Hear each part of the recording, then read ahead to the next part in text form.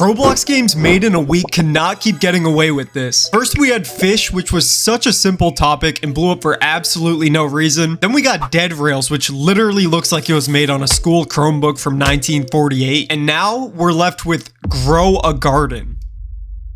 Now this game averages millions of players, making it Roblox's biggest game yet. And as a matter of fact, the gameplay is so simple that it's something even I can create as a bad developer. Foreshadowing.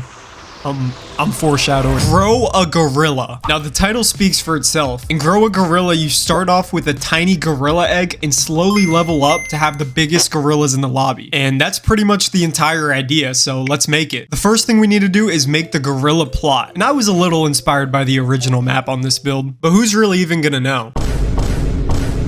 Anyways, now that we have a basic farm made, I need to model some plants, and I need about 10 by the end of the day. So what better place to steal, take inspiration from than Grow a Garden itself. Okay, so I just hopped into Grow a Garden, and we're gonna use Grace's garden as an example here. So it literally just looks like all they do is just use stud blocks to make all the plants, and then that's really it. So I did some mining off camera, and pretty much I finished all of the plants. What I did was create the little seeds for it, the actual plant itself, and then finally the fruit you harvest from the plant and you can sell it in the shop. But even though we have the plot and the crops already made, we have an issue.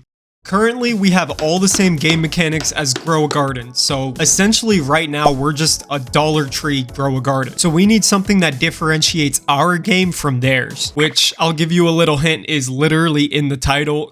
Gorillas. Sensu, how are you going to grow a gorilla if you're already just growing plants in the game? Well, I'll tell you how I'm going to do that later in the video. But for now, I'm going to take a little break from building and move on to creating the shop UI for the plants. Now, because this game is old Roblox aesthetic, all I did was use Roblox Studios UI features to make a shop template. And then I just added each plant into the template and added rarities. And I designed some of the side buttons for the game, which can teleport you to the market, your farm, or the sell shop. But then tragedy struck because now I had to script the buttons. So I opened up a new local script in each of the buttons, sat there for about 10 minutes to reconsider my entire life, and then cooked up a beautiful UI system with custom sound effects. We have tweening animations, and the buttons actually work, which I'm very proud of. Now, after distracting myself with the UI for a while, I realized I actually had to go back and finish the map because honestly, it's just disgusting looking. So I hit up my trusty friend to come up with a theme surrounding my game, and it came up with a banana jungle theme, so I immediately began working. This was the final product.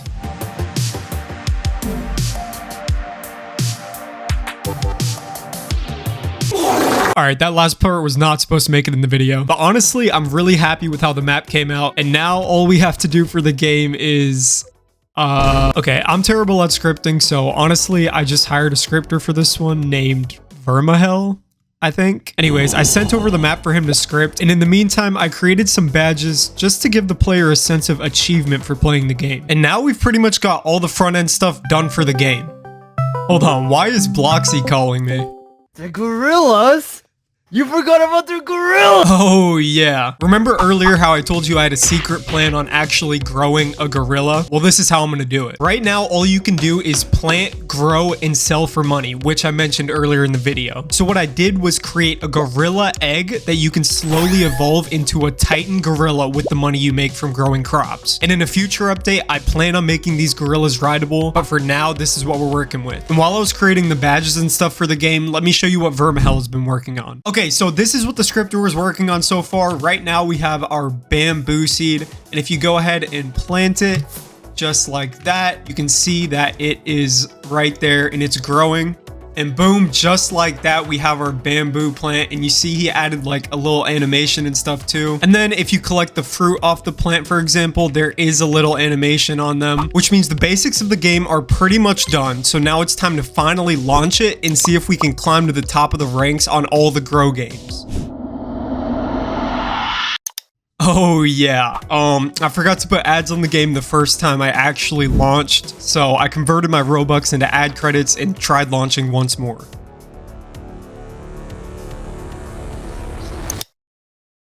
And right after I started my ads, I saw my first player had joined, so I decided to go in with him. But that's when he noticed some game-breaking issues that would lead the game to be disliked. For some players, the inventory wouldn't load, or the shop would take their money and not give them the seed. This left players really mad and resulted in the game being disliked multiple times. So I quickly DM'd Vermihell, and he rushed and redid the entire shop script, which clones the plant from the replicated storage into the player's inventory once they buy the plant. And then after he fixed that, I noticed multiple players were not playing for more than 30 seconds, so I added a little day-night cycle to give the days variety so people would play for longer. Because honestly, we were in a time crunch now that people were starting to play the game. And slowly but surely, people were playing the game. On day 1, we got around 1,000 visits. Day 2 and 3, we spent updating the game, whether it be adding in this axe or creating new thumbnails for ads. We were working on the game, and it was actually starting to pay off. After launching a new seed and fixing some major bugs, on day 4, we hit over 30 active players on the game, which inspired Vermihell and I to keep pushing out updates. And just when we thought we were about to hit a breakthrough, the biggest problem of this entire video hit us. The trend died. All of the cheap grow a garden knockoff games began to die off. More people were just sticking to the original game or playing the knockoffs that were already established and had a bunch of players on them, which left Vermihell and I in a very bad situation. Did we want to continue working on the game with the risk that we would lose hundreds of more dollars and spend countless nights creating updates with the chance that our game just becomes a failed knockoff? Well, I'll save you some time and tell you we didn't.